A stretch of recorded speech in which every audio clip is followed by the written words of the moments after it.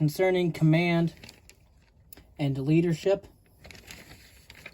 We're talking about the exercise of command and leadership. There are certain purposes and scopes in terms of leadership and the study thereof and the indications of successful leadership. However, all of which involves responsibility and, of course, the ability to delegate sufficient authority to subordinates and higher superiors in order for people to be able to carry out their assignments sufficiently. A true leader is responsible for everything that succeeds and everything that fails. There are essential traits, and of course, they are personal qualities which, if they are shown by the leader in daily activities, they will help him or she to earn respect, confidence, obedience, and loyal cooperation. A study of the lives and careers of successful leaders reveals that many of the following personal traits or qualities are common to all of them, such as integrity, knowledge, courage, decisiveness, dependability, initiative, tact, justice, enthusiasm, bearing, endurance, and unselfishness. We will go further in depth concerning these character traits, and we will give suggestions that will help a man or a woman to develop them. Integrity is the uprightness of character and soundness of moral principle, the quality of absolute truthfulness and honesty. It is an indispensable trait in a leader. In a civilian life, you cannot trust a man if you feel that he or she lacks integrity. You avoid association with them. You can have no respect for the man or woman who breaks their word or tries to lie out of a tight situation. In such cases and situations, a man or a woman cannot be tolerated because it is not practical to isolate any associate. And unless a man or woman can be relied upon for absolute truthfulness and honesty, he or she cannot be relied upon at all. There is no possible compromise. The nature of many situations in any profession, for example, cannot allow for the slightest deviation from the highest standards of personal integrity. We cannot accept someone who is usually honest or almost always truthful. In a critical life situation, there must be no doubt about a person's honesty or truthfulness. Would you be willing to trust the rapport of a member about the strength of another if once before he or she had lied to you?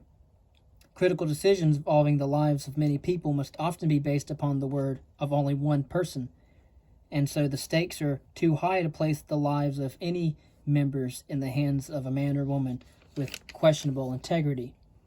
In order to develop personal integrity, first you must practice absolute honesty and truthfulness with yourself at all times. Second, you must be accurate and truthful in all of your statements, both official and unofficial. Thirdly, you should stand for what you believe to be right in the face of very adverse comment. And fourth, place honesty and duty above all else, to do one's duty. Another character trait is knowledge. Nothing attracts confidence and respect more quickly than demonstrated knowledge both of your job and of those around you. The man or woman who knows his or her job builds confidence in themselves as well as in others. Lack of knowledge, however, cannot be concealed. You cannot bluff your people around you. If you do not know the answer to a particular question, admit that you do not, and then take the necessary steps in order to get the information. Your knowledge should not be limited to those under you, but those who are your associates. A general fund of information, particularly on national and international events, will make you a more rounded personality. And here are a couple of suggestions for increasing your knowledge. Keep a file and a small library. Study and literature and all other such subjects, training, directives, operations, and also other philosophies and histories of that nature. Read certain departments outside of your own. Read the daily newspaper, evaluate current news events, both from an impartial standpoint as well as a correct standpoint. Take part in conversation with your contemporaries on a diverse array of subjects that pertain to your occupation, and make a point of discussing different situations with those of wider experience. Be very alert to gain information by observing and listening as well, and closely observe the actions of other leaders who are successful in order that you may be a successful leader. Another trait is that of courage, the physical and moral control of fear. This is essential to leadership. It is a mental quality that recognizes fear, yet enables a man or woman to meet danger or opposition with calmness as well as firmness. It is a quality of mind that gives a man or woman control over themselves, enabling them to accept responsibility and to act in a dangerous or non-dangerous situation. A leader must have moral as well as physical courage. Moral courage means knowing and standing for what is right in the face of popular disfavor. A leader who has this moral courage will admit his or her errors, but they will enforce their decisions when he or she is sure that he or she is correct. You can indeed help yourself to attain and demonstrate courage if you will place your duty first over your personal desires or inclinations.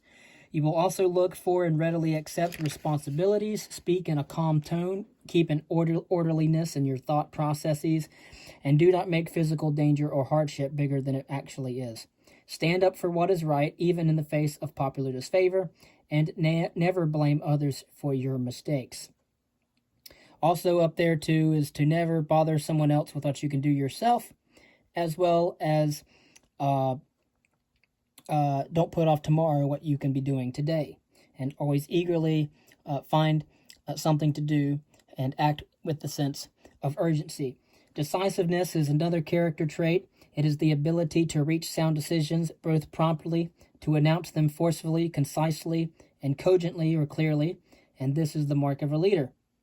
Every situation offers a variety of different solutions, and a wise leader will get all the facts, weigh one against the other, and calmly and very quickly arrive at a sound decision. And so decisiveness is mostly a matter of practice and experience. The following are just a list of suggestions for developing decisiveness and judgment. For when a situation arises when some other leader, such as your company, must make a decision, use the opportunity to come up to a conclusion of your own. And if your plan or decision is not in agreement with what was done, reason it through and find out why that is. Broaden your own point of view by studying those of other men and women, and form the habit of considering several points of view on the little social arguments that occur every day. Develop mental calmness and self-assurance by increasing your store of knowledge. Learn from your own mistakes and also the mistakes of others. Force yourself to reach decisions. Practice decisiveness with all your energy. Check decisions that you have made and determine if they are sound. Take advantage of social and official conversations and discussions in order to develop logical thinking and clear expressions of thought. You also want to develop the character trait of dependability. The dependable leader is one who can be relied upon to carry out actively, intelligently, and with willing effort the intent of their actions to the best of their ability. This willing and voluntary compliance with the plans and will of your superior does not mean blind and dog-like obedience, however. Few people will fear to listen to the suggestions of their subordinates, but once the final decision has been made, the subordinate must give it his complete and energetic support. A duty is an obligation to be performed, and thus a high sense of duty results in a high standard of performance, a constant and continuous effort to give the best that a leader has in him or her. Duty demands the sacrifice of personal interests in favor of other demands, rules and regulations, orders and procedures, policies as well, and the welfare of your subordinates. In practice, this means that a leader pays careful attention to every single detail of his or her job. Here are just a couple of ways that you can develop dependability. You can practice honest thinking. Avoid making excuses for not doing things. Do the job that is assigned to you regardless of obstacles. Be exact in your details. Form the habit of being on time. Give attention to the general welfare of those around you. Understand loyalty and develop within yourself a keen sense of it, and follow orders to the letter. You also want to perform initiative. which is seeing what has to be done and doing it, even the absence of order. This is necessary in all your actions. You must encourage initiative among your subordinates by giving them duties on a level with their grade and their function and scope of function, and then letting duties work out the details and finish the job. This does not mean, however, that you can deal out the tasks and then do nothing else. You must know the jobs well enough to check performance, and you must make such checks. Also, to develop initiative, you can check yourself for laziness or lethargic behavior, mental as well as physical. You can develop the habit of staying mentally and physically alert, continually looking for what needs to be done and do it without having to be told. Always think ahead. Another character trait would be that of tact. Tact is the ability to deal with people without causing friction or giving offense. In the field of human relations, tact is the ability to say and to do the proper thing at the proper time. It is an understanding of human nature and a consideration for the feelings of others and their emotional states. Tact is particularly called for in those contacts with subordinates in which the personal element is involved. You want to make sure that each one that is under you is doing all right, checking up on them daily to make sure that they are doing the right thing. Criticism has to be made in such a way that what is meant will be clearly apparent, yet will neither cause discouragement nor detract from the drive and the energy of the subordinate. Every person will also need tact in helping those men or women who come to him or her with personal problems. These often involve family relations and other personal matters that are accompanied by embarrassment or shame. And so, the leader must avoid judging such situations. His or her role is that of a counselor only, and it calls for common sense in making certain suggestions. Sometimes the highest degree of tact is simply just to listen with sympathetic attention and interest, finding out what the conflict is and how they are going to come to the solution. What is identifying the issue and how that person is going to solve it. The solution may be confirmed or a different one suggested. An important part of tact is courtesy, which you cannot afford to neglect in your relations with subordinates. To demand it from them and to fail to return it in full measure indicates either arrogance or a lack of interest. And so the inexperienced leader often feels that politeness and command implies softness, or worse, that from a subordinate it smacks of nothing else from the truth. Courtesy is a matter both of words and actions. One may bark out an order impersonally and abruptly. Another may give an order in a tone tinged with courtesy that implies the expectancy of obedience. But good leaders who use either method may get obedience, but the second of the two will get more willing obedience and cooperation. In times of emergency, many orders become desirable because they save time and there is no need to imply expected obedience, no need to do anything but make yourself perfectly understood, make yourself perfectly clear. There are times as well when a forced tone can well replace a courteous one, but even when then there is no reason for outright discourtesy. Usually you will find that a calm, courteous, though firm mode of address will bring the readiest response. Thus, tact and courtesy are closely tied with manner, language, and bearing. You can use the following ideas in order to develop tact and courtesy: to be considerate and cheerful and have regard for others. Study the actions of successful leaders who enjoy a reputation of being able to handle men and women skillfully. Develop the habit of cooperating in spirit as well as in fact. Check yourself for tolerance. If at fault, correct your habit. Apply the golden rule. It is vital to teamwork. And let no man or woman, superior or subordinate, exceed you in courtesy and consideration for the feelings of others. Then another is justice. Justice implies the rendering of reward and the meting out of punishment in accordance with the merits of the case. Justice must be impersonal and absolutely impartial. Anger and other emotions must not enter into a situation. Prejudice of race, ethnicity, creed must be avoided. Few things will disrupt the morale of an organization more quickly than unfairness or partiality of a person toward a certain man or woman or a group of men or women.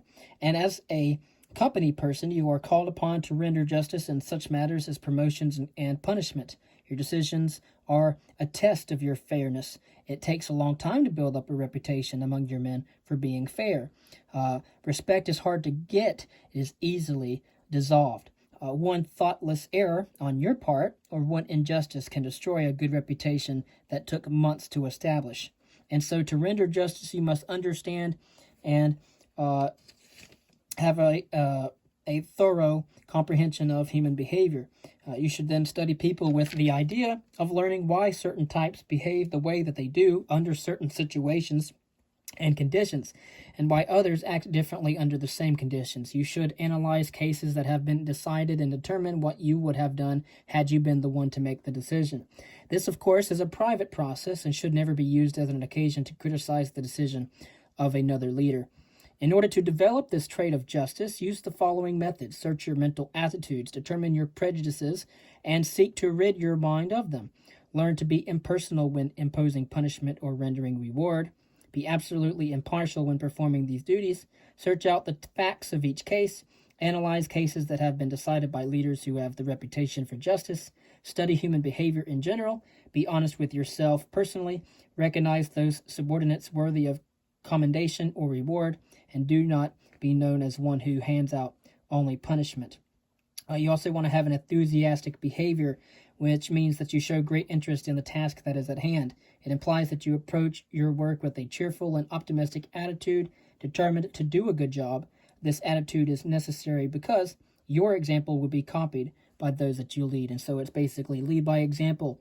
An important part of this enthusiasm is your performance of the tasks with vigor because of willingness and gratification in the accomplishment thereof, rather than doing them half-heartedly merely because you just do them, or you must do them.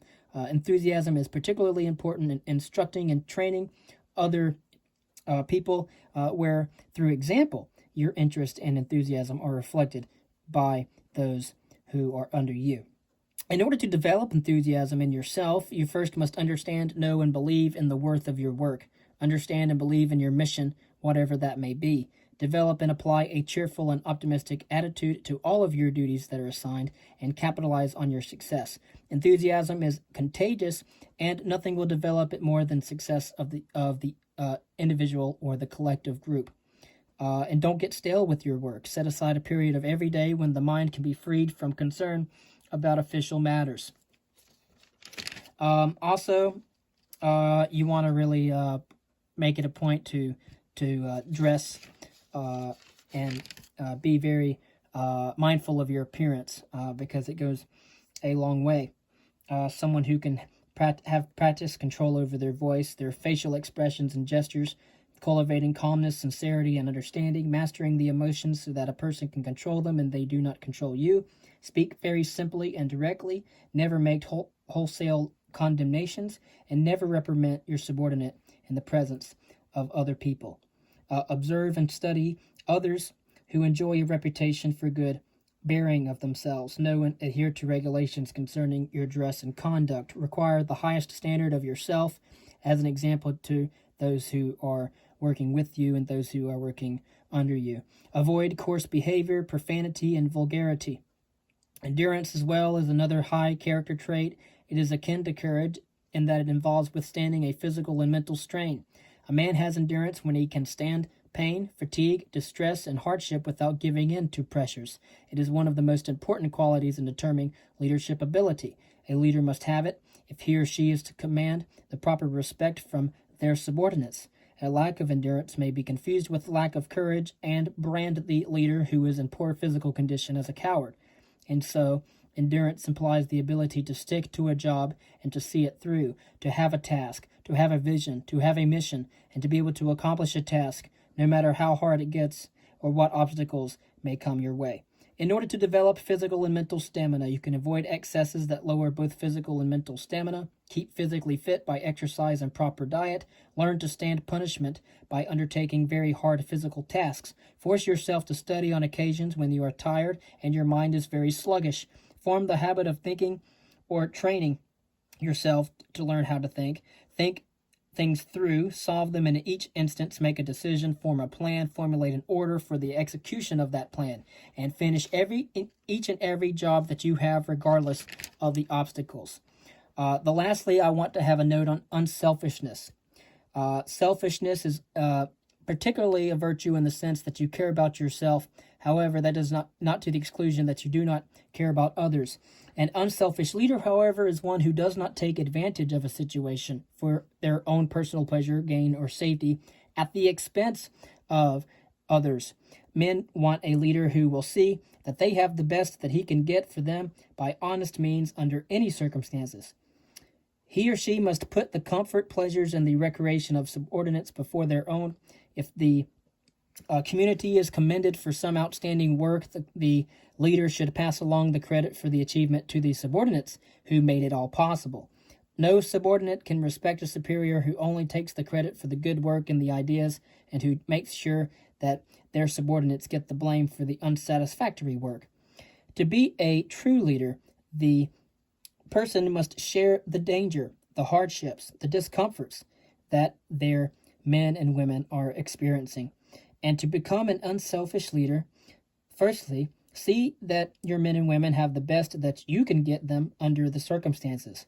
Try to understand the problems, the issues, both personal of those men and women, and think of the comfort, the pleasures, and the recreation of your men and women before that of your own. Give credit to where it is due to subordinates for the work well done, and do not take credit for the efforts of your subordinates when they have been recognized by higher commands and higher leaders. Thank you. This is a brief introduction to leadership principles and things like that. Basically, taking responsibility for your actions. You have to know yourself and seek improvement all the time. Set the example. Seek responsibility and develop a sense of responsibility among people. Ensure that the job that you are doing and that job that you are delegating is clearly understood, very supervised, and that it is accomplished. Know the people that are under you and look out for their welfare, but don't get too involved into their personal lives. Keep your men and women informed, train them as a team, employ things in accordance with their own capabilities, make sound and timely decisions, adjust to the time and the circumstance, and know your job, know your occupation, and do it well. So, thank you for listening. This is just a very small little lecture on command and leadership, and I hope that you have enjoyed it. And as always, keep safe.